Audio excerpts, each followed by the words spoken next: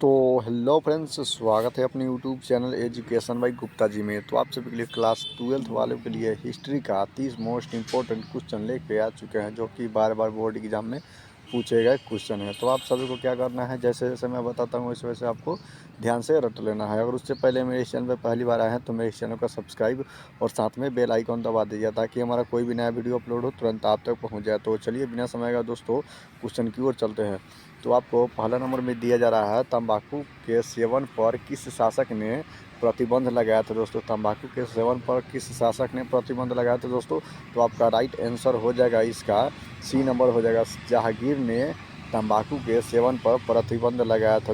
तो क्या करना है, इसको आपको सही सही मैं बताते जाता हूँ, वैसे वैसे आपको सही से नोट कर लेना है दोस्तों। तंबाकू का सेवन मतलब तंबाकू का सेवन पर किस शासक ने प्रतिबंध लगाया था। तो जहांगीर ने लगाया था। तो चलिए अगले क्वेश्चन की ओर चलते हैं।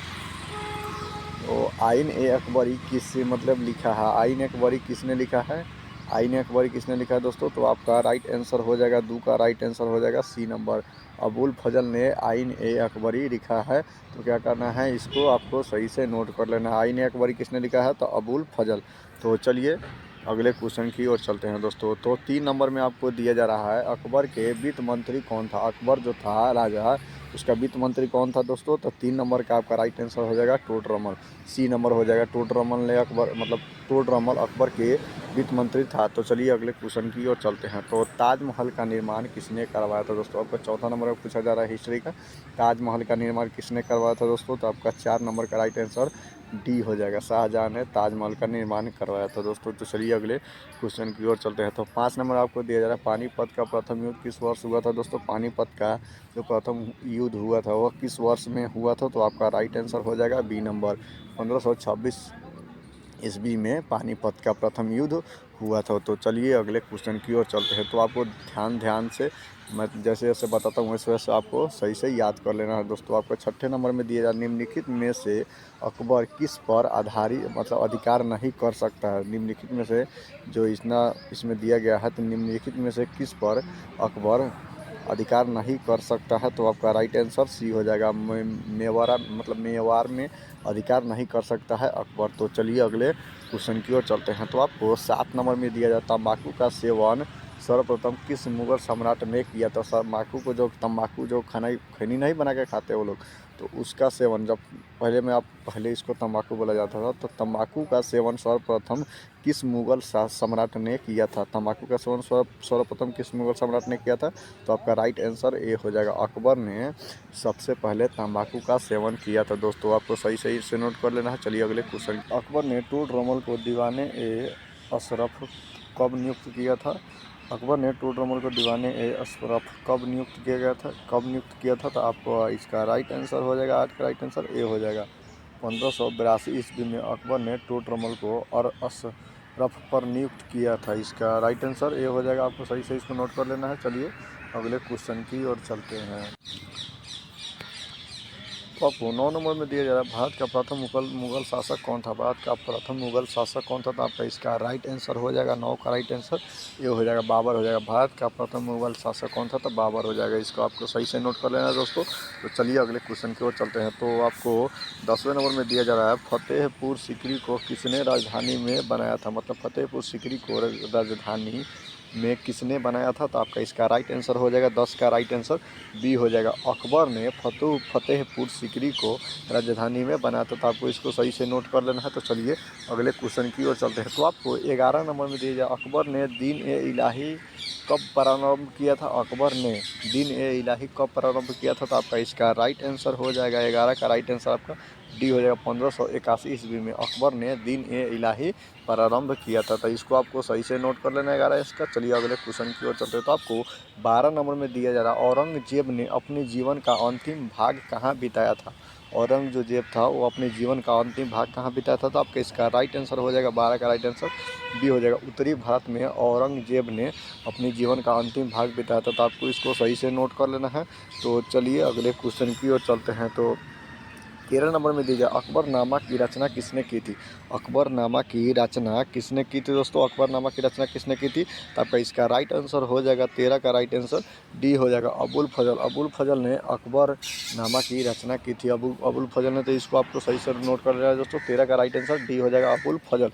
तो चलिए अगले क्वेश्चन की ओर चलते हैं। तो आपको 14 नंबर में दिया चौथी बौद्ध परिषद किस शासक के काल में हुई थी दोस्तों। चौथी बौद्ध परिषद किस शासक के काल में हुई थी। तो आपको इसको सही से नोट कर लेना। 14 का राइट आंसर डी हो जाएगा कनिष्क के शासन काल में चौथी बौद्ध परिषद हुई थी दोस्तों। इसको आपको सही से नोट कर लेना। तो चलिए अगले क्वेश्चन की ओर चलते हैं। तो आपको 15 नंबर में दिया जा रहा है दिल्ली में जामा मंदिर का निर्माण किसके शासन काल में हुआ था दोस्तों। दिल्ली में जामा मस्जिद का निर्माण किस काल में हुआ था, किसके शासन काल में हुआ था। इसका राइट आंसर हो जाएगा 15 का राइट आंसर आपका सी हो जाएगा शाहजहाँ। मतलब दिल्ली में जामा मस्जिद का निर्माण शाहजहाँ के काल में हुआ था दोस्तों। इसको आपको सही से नोट कर लेना है। तो चलिए अगले क्वेश्चन की ओर चलते हैं। तो आपको 16 नंबर में दिया जा रहा है आइन एक बरी कितने भागों में विभक्त है। जो आइन एक बरी है वो कितने भागों में विभक्त है दोस्तों। तो आपका इसका राइट आंसर हो जाएगा 16 का राइट आंसर डी हो जाएगा आइन एक बरी 5 भाग में विभक्त है। इसको आपको सही सही नोट करना है दोस्तों। इसी में से सारा एग्जाम में आने वाला है दोस्तों। तो क्या करना है, इसको आपको जो मैं क्वेश्चन बताते जाता हूँ उसको आपको सही से नोट कर लेना है।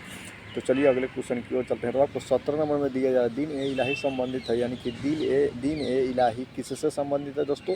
तो आपका राइट आंसर हो जाएगा 17 का राइट आंसर सी हो जाएगा अकबर से दिन ए इलाही संबंधित है। इसको आपको सही से नोट कर लेना है। तो चलिए तो आपको 18 नंबर में दिया जा रहा है निम्नलिखित इतिहासकारों में से कौन सा अकबर का समकालीन था। निम्नलिखित इतिहासकारों में से कौन सा अकबर का समकालीन था। तो आपका इसका राइट आंसर हो जाएगा 18 का राइट आंसर क्या हो जाएगा दोस्तों। 18 का राइट आंसर आपका सी हो जाएगा मुल्ला मतलब दाऊद था। निम्नलिखित इतिहासकारों में से अकबर का समकालीन मुल्ला दाऊद। इसको आपको सही से नोट कर लेना है। तो चलिए अगले क्वेश्चन की ओर चलते हैं। तो अकबर में दिया अकबर का संरक्षक कौन था दोस्तों।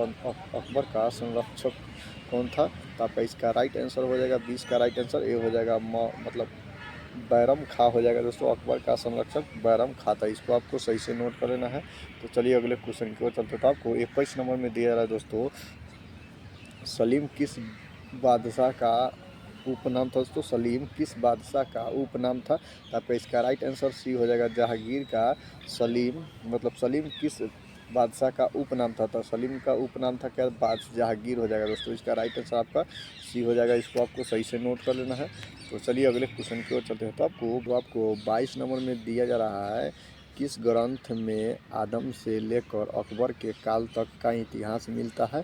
तो आपका इसका राइट आंसर हो जाएगा 22 का राइट आंसर आपका हो जाएगा बी अकबरनामा। अकबरनामा के शासन काल मतलब अकबरनामा के काल इतिहास मतलब किस आदम ग्रंथ से मिलता है अकबरनामा का इतिहास। इसको आपको सही से नोट कर लेना है।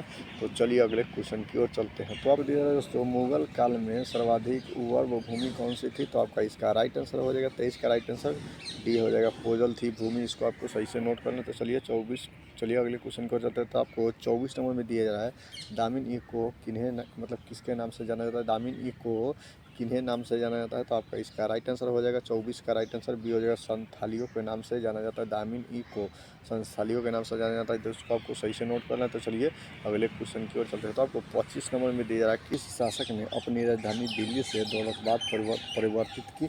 राइट आंसर हो जाएगा 25 का right answer Mohammad Tughlaq B right answer इसका हो जाएगा। आपको इसको सही से नोट कर लेना है। तो चलिए अगले क्वेश्चन की ओर चलते हैं। तो आपको 26 नंबर में दिया जा रहा है गुलबदन बेगम कौन थी। गुलबदन बेगम कौन थी। तो आपका इसका राइट आंसर हो जाएगा 26 का राइट आंसर क्या हो जाएगा सी हो जाएगा लेखिका थी। गुलबदन बेगम कौन थी तो लेखिका थी। इसको आपको सही से नोट कर लेना है। तो चलिए अगले क्वेश्चन को चलते हैं। तो आपको 27 नंबर में दिया है सावर का संबंध किससे था दोस्तों। सावर का संबंध किससे था। 27 में आपको दिया सावर का संबंध किससे था। तो आपका इसका राइट आंसर हो जाएगा 27 का राइट आंसर क्या हो जाएगा दोस्तों बी हो जाएगा ऊँट सावर से संबंध था। सावर का संबंध इसको आपको सही से नोट कर लेना है। चलिए अगले क्वेश्चन की ओर चलते हैं। आपको 28 नंबर में दिया रहा है कौन मुगल बादशाह है। आपको 28 नंबर में दिया कौन मुगल बादशाह आलमगीर के नाम से जाना जाता है दोस्तों। कौन मुगल बादशाह आलमगीर के नाम से जाना जाता है। तो आपका इसका राइट आंसर हो जाएगा 28 का राइट आंसर सी हो जाएगा औरंगजेब के नाम से जाना जाता है मुगल बादशाह। इसको आपको सही से नोट करना है। तो चलिए अगले क्वेश्चन को चलते हैं। तो आपको 29 नंबर में दिया रहा है